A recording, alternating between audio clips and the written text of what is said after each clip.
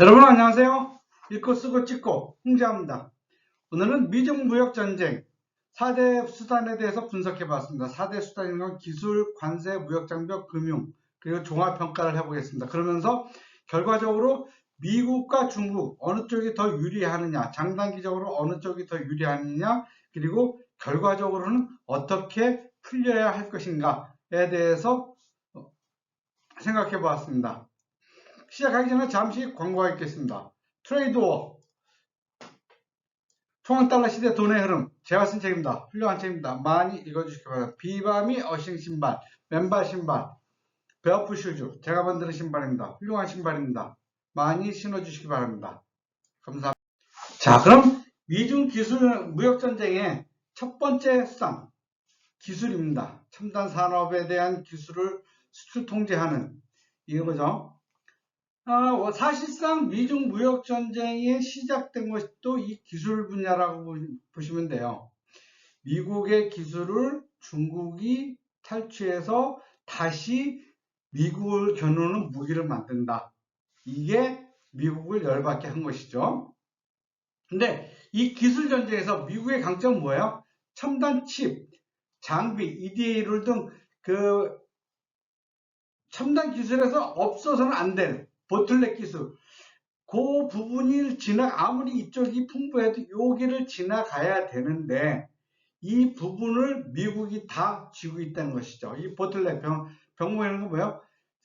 쭉 가다가 유난히 한 부분만 좁아져 갖고 교통체증이 일으키는 그런 걸 보틀넥이라고 하는데, 기술에서도 그 보틀넥이 있죠. 다른 후방 기술이 아무리 많아도 바로 그 기술을 통과해, 그 기술을 이용해야 되는데 그러한 기술들을 미국이 갖고 있는 거죠. 그렇기 때문에 미국이 그러한 기술이나 제품에 대한 수출을 통제할 수 있고요. 그런데 미국의 약점은 뭐냐면 그 생산 기지가 다 대만이나 한국 이 두 나라에 집중되어 있는 거예요. 물론 그 독일이나 다른 나라에도 몇 군데 있지만 사실 대부분의 기술은 대만과 한국에 집중되어 있어요. 그렇기 때문에 이 두 나라에서 만든 것을 가지고 다시 자국의 브랜드를 붙여서 파니까 자기네 나라 기업의 팔지만 이름을 팔지만은 매출 대만과 한국의 의존도가 높죠. 반면에 중국의 강점은 뭐예요? 인구 15억의 거대 시장을 갖고 있죠. 그리고 정부가 무지막지하게 지원해줘요. 이거는 여기에서는 자유무역이나 이런 게 없어요. 자유경제, 시장경제 이런 게 없습니다. 그냥 정부가 공산당식으로 팍팍 밀어주는 거죠. 거기다가 덤핑에다가 그리고 환율 조작까지 해서 가격을 낮춘 다음에 수출을 하는 거죠. 그래서 중국이 미국의 최첨단까지 못 따라하더라도 그 밑에의 기술 수준까지는 따라가는 거죠. 7나노 칩이나 RISC-V 칩 같은 것까지 그런 추격까지 추격하죠. 근데 장점은 뭐예요? 아까도 얘기한 것처럼 EUV, EDA 장비 같은 거 아주 딱 필요로 하는 장비를 못 만드는 거예요. 그리고 미국의 경제 제재에 들어가는 거죠. 환율 제재나. 그 다음은 관세. 관세는 뭐예요? 미국의 강점은 뭐예요? 최대 평균 25%, 평균 26%였던 그 대중국 관세를 125%, 엊그저께는 뭐예요? 300%까지 258%까지 올렸죠. 그런데 미국의 관세가 왜 무서워요? 미국이 세계에서 가장 큰 시장이에요. 그렇기 때문에 다른 나라에 수출을 하는 것보다 미국에 수출을 하면은 훨씬 좋아요. 왜 좋냐? 다른 나라에 수출을 한다. 그러면은 예를 들면 독일이나 일본이나 한국에 수출한다. 그러면은 찔끔찔끔해요. 10원어치, 5원어치, 15원어치 뭐 이래요. 근데 미국에 수출을 하면 어때요? 50원어치, 100원어치 팍팍 들어가거든요. 한 번에. 시장 전체가 크기 때문에 그렇기 때문에 한 번에 팔리는 물량이 커요. 그렇기 때문에 실질적으로 가격이 좀 낮아도 전체 팔리는 부대비용이나 이런 것까지 하면 파는 사람들은 미국에 파는 게 훨씬 더 이득이 되는 거죠. 근데 그 시장을 막고 열고 하는 거죠. 그 대신 미국의 약점은 뭐예요? 인플레이션, 원가 상승, 관세로 자꾸 올린다 그러면은 아무리 관세를 올리면 중국이 타격받긴 하지만 예를 들면은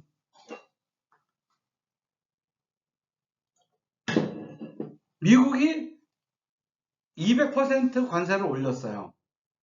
그러면은 200% 미국의 소비자들은 관세가 200% 적용된 그대로 사는 것이 아니라 200% 올렸어. 그럼 수입하는 사람들이 그렇겠죠. 야, 수입하는 사람들이 수출하는 사람들한테 야, 이번에 트럼프가 미쳤대. 또 200%야. 그럼 우리가 반할 테니까 니네가 반 부담해. 내지는 니네가 다 부담해. 그렇게 된 거죠. 그렇다면 어떻게 돼요? 200%의 관세가 했는데 실제로 미국 소비자들이 부담해야 되는 거는 한 100%나 한 50% 정도만 부담하고 나머지 100%나 150%는 중국의 소비자들, 중국의 생산자들, 중간 도매상들, 수출입업자들이 부담을 하게 되는 거죠. 어쨌든 간에 그럼에도 불구하고 미국 소비자들은 상당 부분 인상된 가격을 감당해야 되겠죠. 그래서 쟤 또 왜 그래? 왜 또 물가 올라야 돼? 중국을 때리는 거에 대해서는 수긍을 하면서 자기 물가, 자기가 사야 되는 물건 값이 올라가는 거는 짜증내겠죠. 반면에 중국의 강점은 역시 보복 관세를 해요. 대미 보복 관세를 하고 미국의 정치권을 압박할 수 있죠. 그리고 또 하나는 뭐예요? 소비자들한테 장기전으로 갈 수가 있는 거죠. 자국 국민을 억누를 수가 있으니까 좀 더 장기적으로 갈 수는 있겠죠. 근데 중국의 약점은 뭐예요? 수출과 고용 의존도가 높아요. 수출에 대한 고용 의존도가 높고 미국에 수출을 해야 되겠어. 그럼 어때요? 제3국 우회 비용, 예를 들면 한국을 통해서 간다면 한국에서 또 그 비용이 발생하게 되겠죠. 그러한 비용들이 추가로 들겠죠. 다음은 무역 장벽. 미국이 자꾸 중국에 대해서 무역 장벽을 높이는 거예요. 왜요? 그럼 이것이 먹혀요. 왜요? 아까도 말씀드린 것처럼 미국이 가장 큰 시장이에요. 가장 큰 시장이니까 미국 애들은 중국 애들한테 니네 들어오지 마 할 수가 있는 거죠. 그 대신 단점은 뭐예요? 미국만 하지 않고 다른 무역 장벽은 뭐예요? WTO 체제를 만들었는데 그 WTO는 주로 미국의 동맹들이거든요. 그러니까 자유무역 체제다 하면은 주로 미국의 동맹 국가들이에요. 그런 국가들한테도 피해가 가는 거죠. 반면에 중국의 강점, 히토류나 흑연료 등 병목 자원을 보유하고 있죠. 그리고 약점은 외국 투자자, 그 첨단 부품이 필요해요. 중국이 부자인 것 같고 돈이 많은 것 같지만 여전히 15억이라는 거대한 인구를 꾸려가기는 부족하거든요. 1선 도시들은 부자일지 모르지만 2선, 3선 도시들은 여전히 가난하고 4선, 5선 도시로 하면 거의 뭐예요? 그냥 원시 생활까지는 아니더라도 100년 전 생활 형태를 그대로 유지하고 있죠. 그렇기 때문에 중국의 약점은 뭐야? 이러한 아직도 가난한 4선, 5선, 3, 4, 5선의 도시들을 개발을 해야 되는데 외국 자본이 굉장히 많이 필요한데 그 외국 자본이 안 들어오면은 중국의 경제 발전은 스탑이 돼 버리겠죠. 스탑 돼 버리면 어때요? 공산당 정권이 위험해진 거죠. 그 다음에 달러 패권제 위안화의 국제화. 야, 이거는 미국의 절대 강점이죠. 그러니까 미국이 달러 패권을 갖고 있어요. 그리고 국제 금융 시스템을 다 손에 쥐고 있고 결제 시스템을 갖고 있죠. 그렇기 때문에 미국은 뭐예요? 이러한 달러 결제, 스위프트, 국제 시장 이런 것들을 통해서 중국을 제재할 수가 있어요. 반면에 미국의 부채는 얼마요? 35조 달러나 되죠. 35조 달러. 그러면은 이것을 잘못하면 신용등급이 하락할 수가 있고 국제금융시장을 교란시킬 수가 있죠. 어떤 사람은 이래요. 미국이 중국의 부채를 엄청나게 쥐고 있는데 중국이 그 국채를 한꺼번에 빼가겠다라고 나오면 중국도 미국도 망한다 라고 한다는데 사실은 그거는 중국도 하지는 못할 거예요. 왜냐면 그 중국도 미국의 국채를 갖고 있기 때문에 이 국채 가격이 떨어지면 중국도 손해거든요. 그런데 중국이 그걸 감안하고 미국 국채를 1조 달러 한 번에 빼겠다. 그러면은 어떤 방법이 있냐? 미국이 1조 달러짜리 지폐를 하나 찍어요. 그리고서 중국에 넘겨주면서 자 1조 달러 갚았어 라고 할 수도 있다는 얘기죠. 그 다음 중국의 강점 3.2조 달러에 대한 외환 보유액 아이고 죄송합니다. 외환 보유 3.2조 달러에